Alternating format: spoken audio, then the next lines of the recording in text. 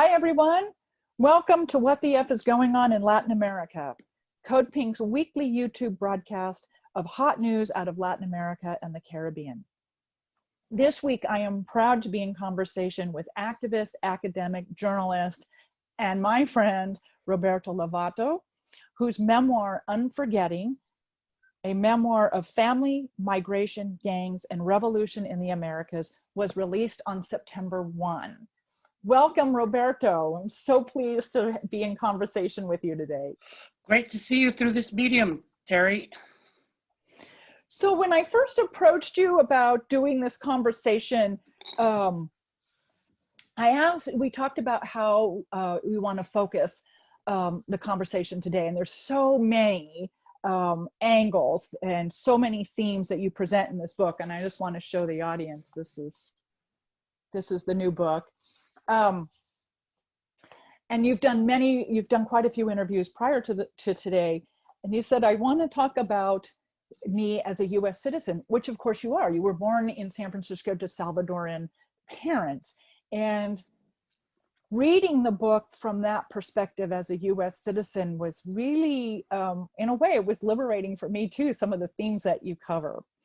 So one of the things that really hit me with this is when you talk about getting your papers, and we'll back up for the audience as to how you got to Salvador and needed a new cedula, et cetera.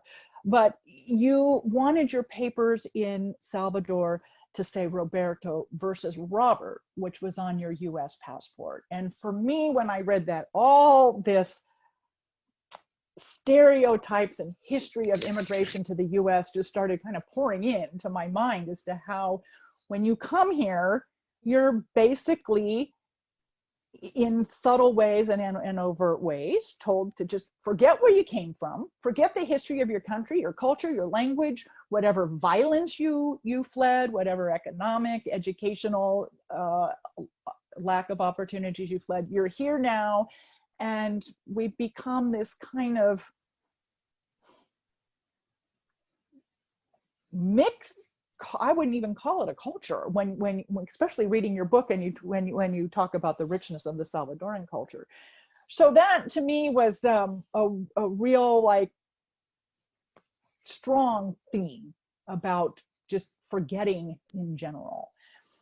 But in the case of your book, you are also talking about the violence that so many people forget on all levels: emotional violence, family violence, state violence, military violence, in leading into forgetting in order to survive.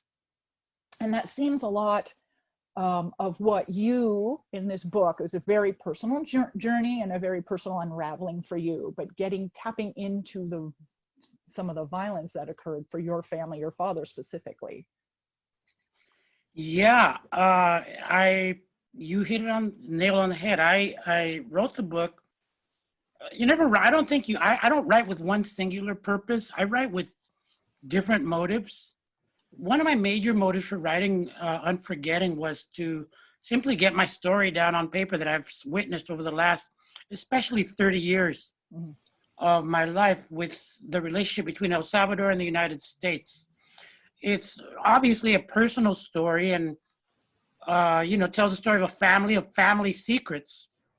But it's also about the secrets of nations, nations like El Salvador, nations like the United States, and the way that these secrets can often have violent effects. I mean, if you look at, for example, in the beginning of the book, I have a quote by a great theorist of nations, Ernest Renan, and he basically says that forgetting is at the core and at the beginning of nations. It's a fundamental part of it. Or the way I like to say is, if you look under the hood of any nation, you're going to find the bones and bodies of indigenous people and others slaughtered to create these ideas. And so, nations like progress are very genocidal concepts that have material effects. And so the material effects trickle downward through the family in what I call my SHI blank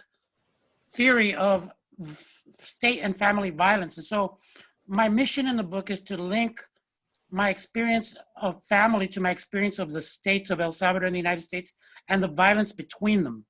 And so it's an underworld journey, if anything. You know, I go into the underworld journey of my family history, my father's history, which is very intense in terms of the kinds of violence that my family lived through in the 1930s in El Salvador during the age of La Matanza, when the Salvadoran government killed something on the order of 10 to 30,000 people, we don't know, in a matter of weeks, in one of the most singularly violent episodes in world history as far as the numbers of people killed per day, per month, per week in a concentrated space, according to scholars at Oxford that I've interviewed.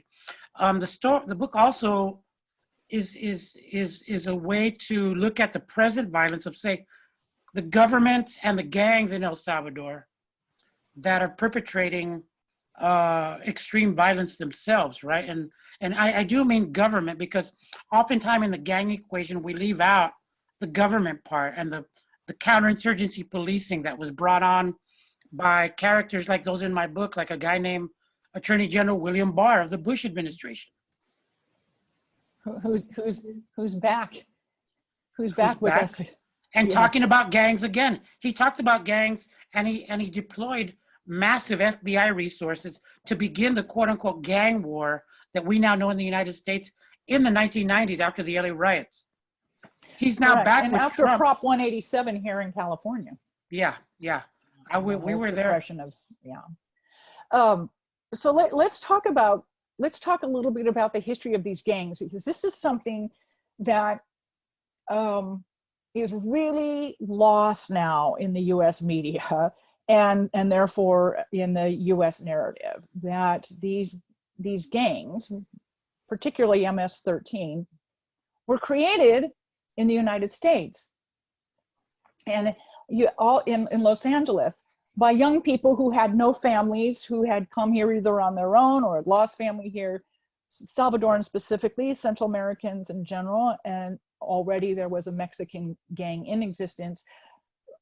But you talk in your book about where the term Mara comes from and how it really was about friendship, friends gathering, families, friendship gathering, and how that whole term has been bastardized at this point and refers to a real significant form of violence. But let's talk about the founding, the creation of the Maras in LA, just so our audience has a really clear understanding that it is not the story we currently hear.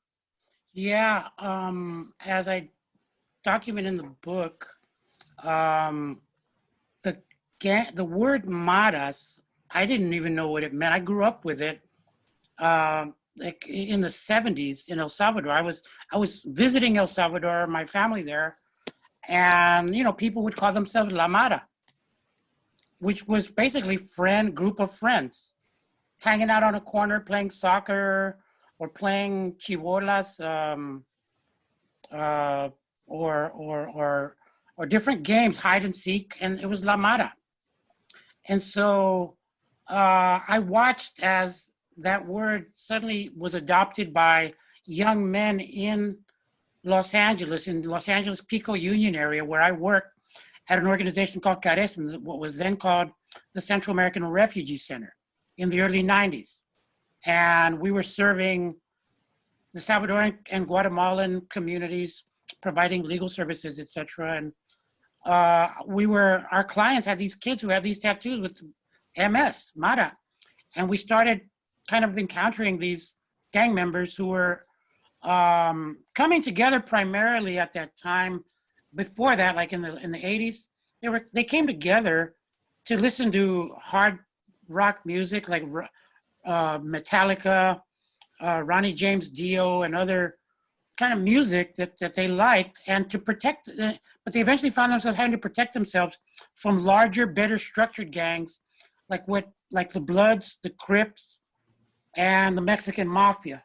And so they had to start buying, getting more formal and hardened to protect themselves in this environment, and to name themselves, they call themselves Mara. They took the word friend and applied it to them because they were friends who would listen to rock music. Eventually, though, that word has come to mean the heart of darkness, evil, quote unquote, to everybody from the Obama administration, who spent a lot of money researching and trying to help create this image of the evil, quote unquote, gang member, or now the Trump administration, the Pentagon, the US Southern Command, a number of scholars that I've been tracking over the years who have kind of made an industry out of the creation of enemies, you know, that justify militarism in Latin America, drug war in Latin America, and drug war and police militarism here. And now you have them fused in this thing I call, and that others like Stuart Schrader call, counterinsurgency policing. So, you know, as you'll know in the book, I track and I show the way that the Maras were used as a justification for this counterinsurgency policing that was brought by Salvadoran U.S. Pentagon trainers who were training death squads in El Salvador, came after the 90s, after 92, came to LAPD and other police departments in the U.S. to train the local police departments in counterinsurgency gang policing.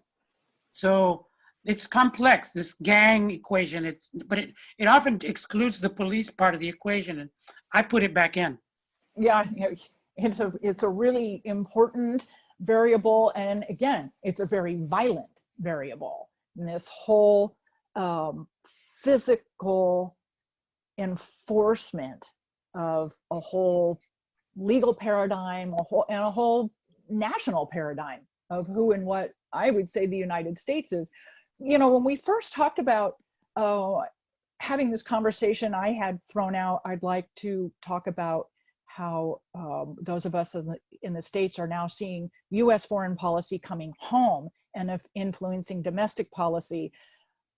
But I would now say, having read your book twice now, that it really is about US domestic policy being exported, that violent expansion of the US, as you said earlier, the genocide of an entire race of people, is something that is part of US history that is rarely talked about, certainly not to the extent of the violence and heinous act that it was. But that's used, you know, and then you go in to talk about this in 1932 El Salvador, but it had already happened here in the States. And so to me, it's almost like we're seeing, I think I really had it backward when, for myself, thinking about US foreign policy coming home and talking to you and reading your book, it really is more of an exporting of US violence, which you later in your book, you know, say is necessary for all empires to expand. And it really hit me very hard to frame it that way. And I believe it's more accurate. Yeah, it's a complicated culture of violence that is part of the core functioning of states, right? One of the things that defines a state is the control of violence, right? According to political scientists and those that are into that. I think that, yeah, it is an exporting, but I prefer to talk about circuits. Because if you look at El Salvador, right, you have US trainers from the Pentagon going and training the Atlacat battalion that wiped out 1,000 people in December 1981. Half of those people were children under 12. Half of those children under 12 were under 6. I've seen the bones of those kids. I've spoken to people that have witnessed similar massacres. I was there when some of those massacres were happening in the later part of the war. And so, you know, I come back from El Salvador to Los Angeles and I see the LAPD starting to get, like, you remember Adam 12? I don't know if you're... Yes. You know, their uniforms used to be really thin. Right. And, yeah. And I start Button down noticing shirts and button-down shirts really thin, and suddenly the police uniforms start getting puffier to the point of the RoboCop uniforms that we have now, right? Pretty soon they're going to be so puffed up beyond RoboCop, they're going to be like those inflated, in the Macy's parade. What do you call them? yes, the balloons. Yeah, the inflated giant balloons. Right. So militarized, because that's what they are. The inflation is a reflection of militarism of U.S. policing. And so when those Pentagon trainers came from El Salvador from training the Atlas Cop Battalion and the death squads, they came to the United States to start training the police. And that's when you start seeing this counterinsurgency policing of what was known, for example, as the crash anti-gang units. Right. And they targeted the gangs, and they started making the gangs more violent by pitting them against each other, falsely arresting them, killing some, shooting them in the back, doing all these things to divide, conquer, and kill the gangs so that they became more violent. And my book is a personal telling of of having witnessed all these different circuits. Because then, remember, those police in LAPD went to train El Salvador in some cases in the post-war era of the gangs in El Salvador. So you have the U.S. gang structures being born with the help of William Barr, and then you have William Barr sending U.S.-style policing to fight U.S.-style gangs. And then, it's astonishing the way that these circuits work. It's the same. I mean, I think it's the same sort of circuit with the arms trafficking from the U.S. into Mexico. Yeah. And then back and forth. Yeah. And it's very insidious. And the fascinating thing with the gangs in El Salvador is that they originated here, many of the members US born, and then all deported to El Salvador. And so there's that exportation again, and then how it all, like you said, I think circuit is a really brilliant description of it. You just mentioned, in talking about all this violence that you've seen, you've seen the bones of victims from 1932 to present day. And you also, you've seen them in the burial sites, but you've also seen them, in forensic labs. And one of the things you mention is in your book is how important these forensic anthropologists are. And as far as discovering the grave sites, as far as defining, determining how people died, but also in that process, allowing families and friends to recognize the death of a family or friend, and to start, I guess I will say, to stop forgetting, to start unforgetting, which allows for healing and moving forward. Thank you for... No, I'm sorry, go ahead. Thank you for bringing that up, because with all the violence of El Salvador's history, because it has been one of the most consistently violent places on earth since its founding in 1821. With all the violence, what tends to get lost in it is the tenderness. Like I like to say, my journey is one to excavate the tenderness that survives the terror. And there's a lot of beauty in my book. I try to put a lot of beauty in my book. I did the best that I could to put the beautiful and the sublime that I've encountered, because I already saw what was coming, like a lot of us in 2015, when I started the journey of this book and of writing it, that where the world was going. And I anticipated that we were going to have to, I wanted to contribute by bringing out whatever Jedi knowledge of a transcendent knowledge I had about sustainable struggle. Like, I've been in it, for those that know me, since the 1980s, early 90s, up to the present, whether it was joining the FMLN guerrillas, whether it was as a journalist, whether it was co-founding different organizations that have, like presente.org, and that have done work of solidarity, and others. There's always an undercurrent in my work of beauty and the sublime. I like to say there's a strategic value to the sublime and the beautiful right now that we need to understand. That's why in the content and in the form that I wrote, I try to make it as beautiful as possible. And the beauty is contained in two of the dominant metaphors. One of them is sewing. My grandmother was a seamstress, and my grandmother would take disparate pieces of cloth to create these beautiful dresses for the prostitutes of the shanty town that she lived in San Salvador during a Great Depression that made Steinbeck's Grapes of Wrath look like a wine festival. You know, and so my grandmother, in her mathematical and creative beauty, would just size up somebody literally and create a dress for them that gave them some of the dignity back after La Matanza, for example, had erased indigenous identity as a public thing. In the same way, and they, you know, my grandmother was giving that person a piece of the dream that they had. And by the same token, right, the dream of having dignity, the dream of being an indigenous princess. In the case of one prostitute, my grandmother lived next door to. By the same token, the forensics specialists sew together the stories, sew together the bones of a deceased, desaparecido person to tell the story of what actually happened. What were the final days of that person like?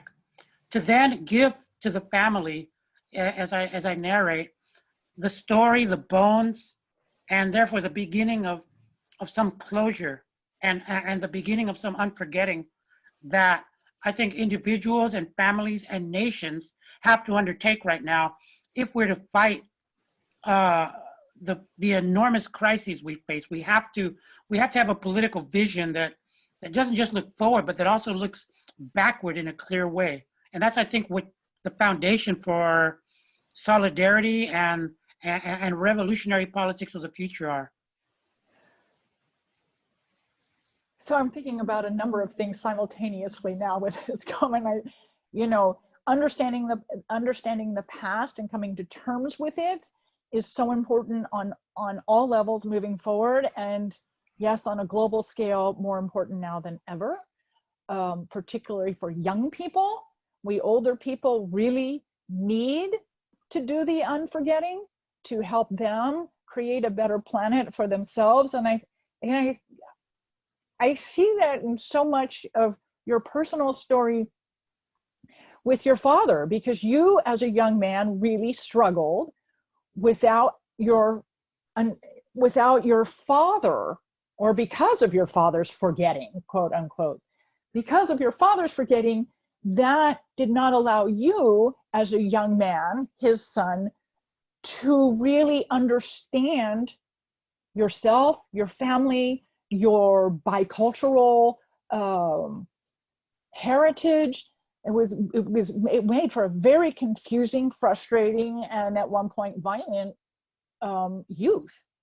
And I'd like you to talk about that, because I think it's so important what you just said is for us as nations to come together and to unforget, understand where we came from in order to go forward as peoples and not just simply nation states. And I think that is the experience of your personal life is really analogous to that.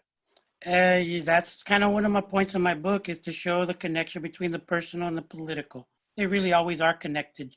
My first rage against authority was against my father. You know, and like psychologists like R.D. Laing, you know, from the 60s, who wrote a book called The Politics of the Family, and another book called The Politics of the Experience, you know, tells us that the first entry point for the state in our lives are in fact our parents, through their subconscious, the way that the state, propaganda, education, and other things insinuate themselves in the family, right? And our families unconsciously sometimes adopt beliefs and words and beliefs that are kind of messages from the state. You can see Donald Trump doing it, but you could also see Barack Obama doing it. They're just different forms of the same thing. And so I was aware of this, and I wanted to kind of show in my own example the way that I led this kind of crazy life and doing things that I didn't know why I did them, you know, whether it was becoming, you know, a violent kid and, you know, engaging in criminal activity or joining the FMLN. I didn't know why I did it. I just knew that I wanted to do that. And then I go and I discover a secret that I can't share with the audience, Terry, because I'd be giving away the whole book, and then Right. people get, I already heard the story. So there's a big atom bomb of a secret that my dad has that I discover, and that discovery of that secret, I hope and I try to show is the thing that connected my gut, literally my intestines, the tightness and trauma that I contain in my gut, to its umbilical connection to state violence, right? Yeah. That tightness in my gut was connected to the state violence of history that I didn't even know I was carrying. But then I find out, I did the excavation. So then that explained to me why I was such an angry kid, why I did crazy things.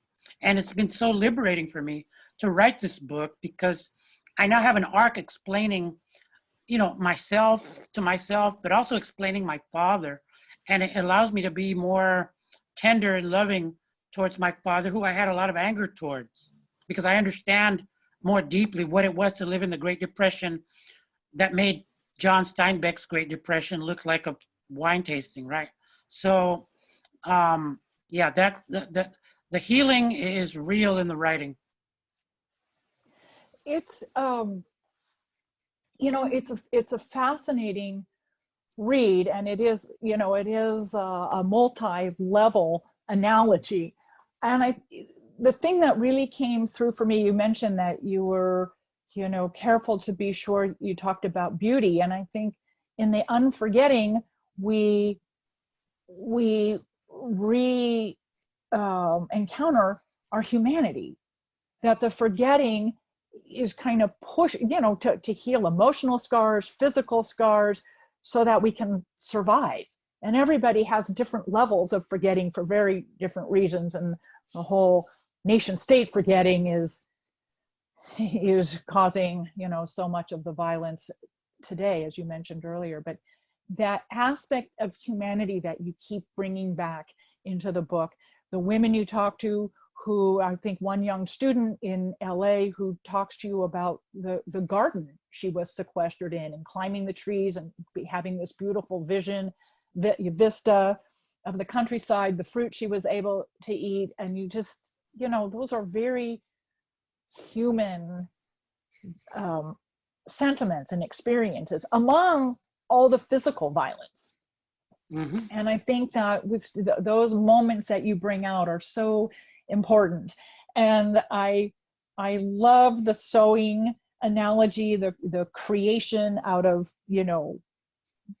pieces, which is what so much of society is, particularly, I would argue, for immigrants like your parents and my grandparents coming to this country, these pieces that they bring with them.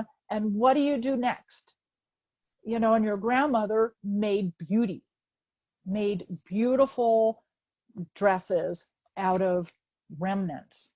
And I just love that whole telling of her and her ability to create out of just remnants. And as you mentioned, there's the bones of these from these mass graves are remnants of physical remnants of human beings, but also remnants of people's lives, their greater lives, not their individual lives, but their families and society as well.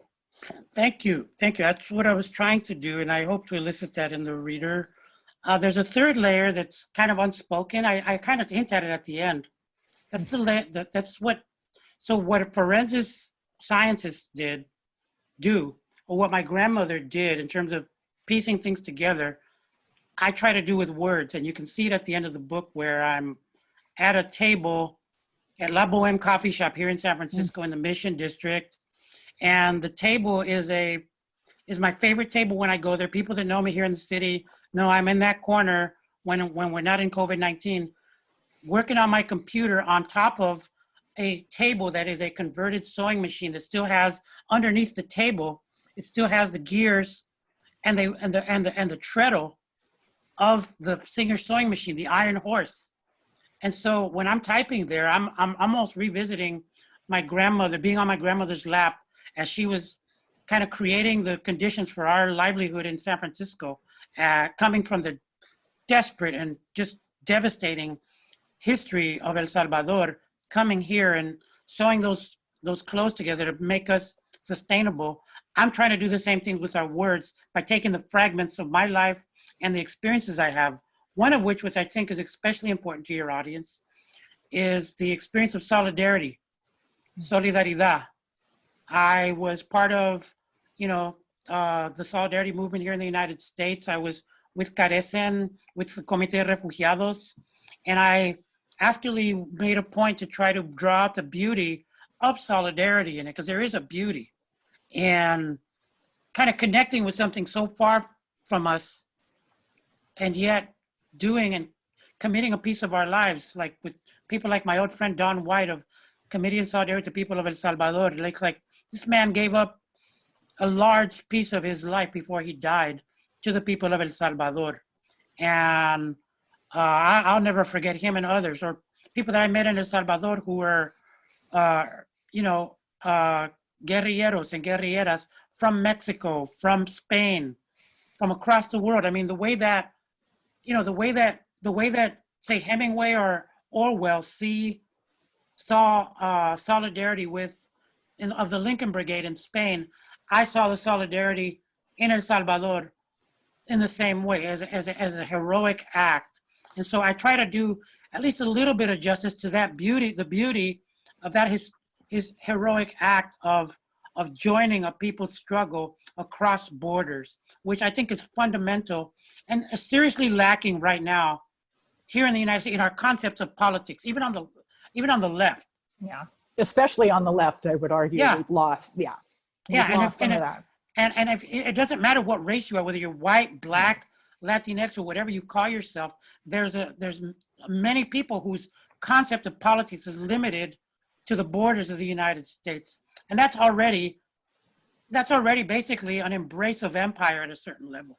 When when you fail to see the global context that the United States is in, and the connections, whether it's through immigrants, through trade, through militarism, through police models, we're not going to get anywhere being bordered off in a multicultural movement. I could care less that Beyonce is somebody's ally, quite frankly. Beyonce is class-wise a billionaire. I don't know any billionaires who are our class ally, even if they, even though she has these Black Panther things at the Super Bowl, or, she also has, Thai sweatshop labor women sewing, speaking of sewing, an empowerment outfits for sale in the US for big money. So anyway, I don't want to get distracted by Beyonce and all that, but my point is the concepts of politics I think are dangerously bordered off. And I'm sharing the experience in my book of solidarity and of revolution in order for people to, as an act of political imagination, so that people kind of start thinking about politics in the way we did in America Latina.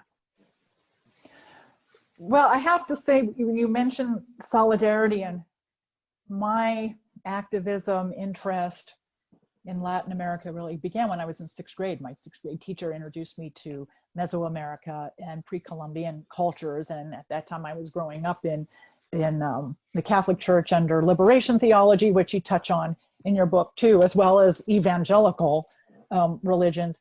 And all these years in and out of Latin America, and some just touching on work, and then at other points in my life, it being 100% of my time and work as more now, I have to say, and I say this with great sincerity, of all the solidarity movements, groups of people, communities of people that have made the biggest impression on me are the Salvadorans, specifically those with a history in the FMLN, as far as understanding community and as far as understanding organizing and being able to come together and not be, I guess, petty about identity and things like that. There's the ability for Salvadorans to organize is impressive. It's rapid, it's solid, and people just come together and make things happen. And I have consistently seen that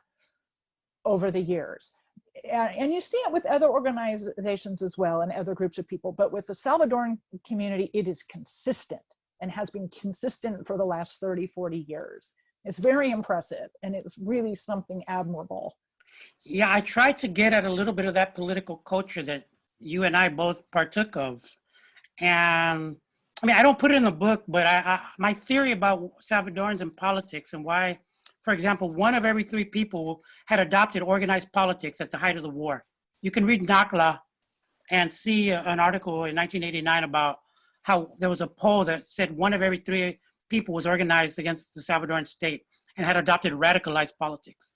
That has to do with some things like the density of El Salvador, very tightly, small population. You also have like La Matanza creating, sadly, a more homogenous culture so that you don't have the organizing issues that you have in a place like Guatemala, where you have to organize across different, a broader expanse of geography and a broader expanse of languages, for example. Yeah. Right? You have all these different Maya Quiche, Maya Canjobal, different identities. Thankfully, thank goodness. I wish El Salvador had more indigenous identity than it does, but it's been forced to go underground. And so for different reasons, yeah, that I bring that into the book to show the spirit of the matter that made Salvadoran organizing one of the most thrilling experiences for many of us, to the point where the CIA, for example, said that Salvadoran opposition and people's movement was one of the most effective people's movement in the Americas in the 20th century. And so I try to, in between the lines, I'm doing my best to show whatever Jedi knowledge of revolutionary kind of organizing and spirit I could amass. But I do it through telling the story of actual people who were revolutionaries and what they taught people like me. So I'm thinking about several things simultaneously. You mentioned, the Salvadoran culture being more homogenous since 1932, and that being part of the ability to organize, unlike a lot of the cultural diversity in Guatemala. And when I was reading your book, you have so many synonyms you use for forgetting. And one of the things that I've heard over and over again in Guatemala, specifically since the Maya people were given genocide status by the UN, and how they were able to, after the attempt to completely exterminate them in the 80s, they talk about memory, which I think is, their historical memory, and not, they had to get to a place as a people, the Maya people, where they could start talking about what happened to them. Their women specifically, get the men talking about what happened to the women in their culture, before they had to do this memory, before they could actually admit the genocide and then petition for that status from the UN. And I just think that's just one more heinous example of what people suffer. But what has to be done first, that unburying, that excavating, unburying, that unforgetting, that has to be done in order to heal and move forward. Absolutely. I wish I had the time to do another book on Guatemala. I think we have writers like Hector Tovar and writers in Guatemala who are far better equipped than I am to tell that story, as there are Salvadoreña and other writers. Actually, I want to make that point too, is that, mine is just one story. And one of my motives for writing this was to demonstrate, in fact, that Salvadorans and Central Americans in the United States have the ability to tell as compelling and powerful a Salvadoran and Central American story as non-Salvadoran and non-Central American writers in the US have won prizes for.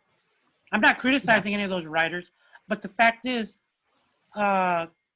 you can look in your bookshelf. You don't have any books about Central American nonfiction. This is the first nonfiction book by a US Central American about Central Americans, published by a major Big Five publisher, Harper Collins. And so we've been here since the 19th century, and in large numbers since, the 1950s. And so there are reasons that we haven't been afforded the space to tell our own stories, including, for example, the fact that 1% of books in the United States are Latinx books by Latinx authors. 1%.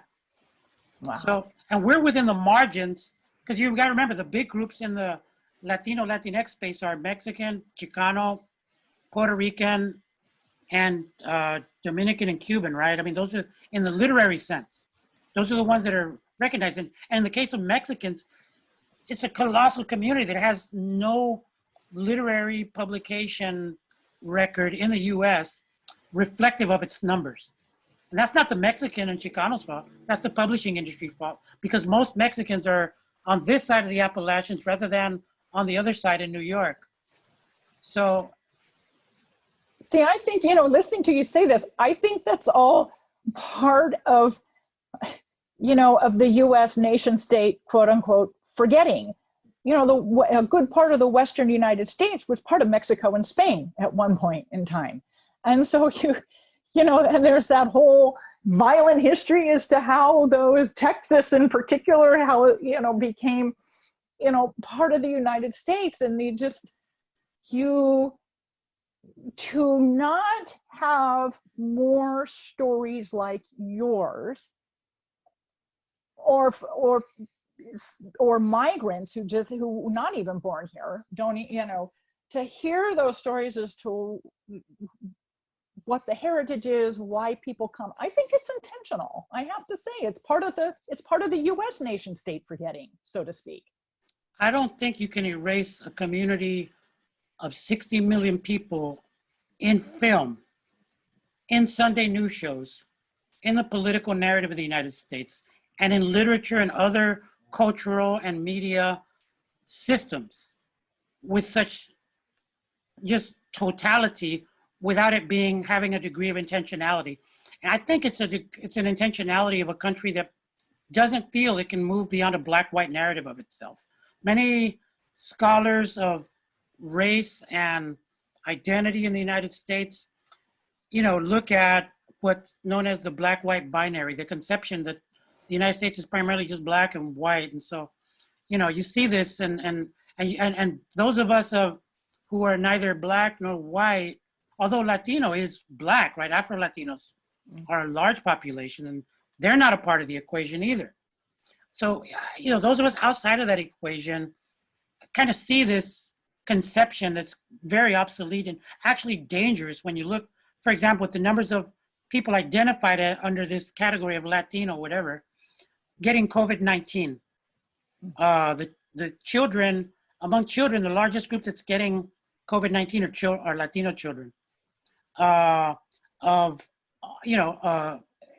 Deaths by police. We're not hearing about the killings of young men here in San Francisco, in Fresno, in LA, and out throughout the Southwest and on the East Coast who are Latinx. We're not hearing about that. It's incumbent upon Latinos to bring that up. And we are, but we have to push even harder because the system doesn't seems to say there's already enough room. And God bless the Black community for leading the way to abolishing police and bringing our awareness of the prison system and of what's happening to Black bodies. But we're going to advocate for our own dead and our own youth too. Otherwise, they're going to be continued slaughtering our youth with impunity and with invisibility and forgetting. Yeah. Forgetting. And then we have more young people suffering, a childhood as you did, with the lack of understanding, with the lack of knowledge, with the lack of connecting any sort of continuum about your family, your culture, and yourself as an individual. That's exciting to me right now because I'm already getting responses from people who like yourself, have already read the book. I got these notes from these young Salvadorans and Central Americans, and they're on fire for this if only because they've never seen themselves on the written page in the English language. To read about themselves, they have to go read stories like Roque Dalton, Claribel Alegría, and Latin American writing, but they have no stories except in smaller presses and hard to get to spaces like an anthology that I was a part of called The Wandering Song, which is great, but you have, it's out of print because it's sold out. So there's not a lot about us.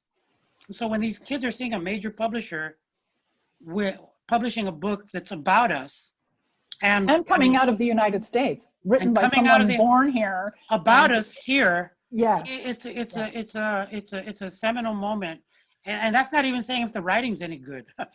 I mean, I don't know. I'll let the critics be the judges. I'll let the reader. All I'll say is that I put el todo por el todo to make it as sublime and beautiful as I could, because I recognize, not just for those Salvadoran and Central American kids, but for those of us on the left, those of us in solidarity. I use my book as an example of what I call the strategic value of the sublime and the beautiful at a time of epic crisis right now. Like I said, we're not going to face what we're facing right now in the world, you know, whether it's Trump, economic decline, you know, of neoliberalism, the continuation of neoliberalism, the militarization of our inner cities, COVID-19. And then if we deal with that, then we're going to have to go toe-to-toe with climate change. So we're not going to Democrat, liberal, or progressive our way out of this. We're going to have to develop something of another order. And I think that other order has to include the spiritual power given to us by the sublime and the beautiful that makes for sustainability of struggle. It's a fantastic story, and I really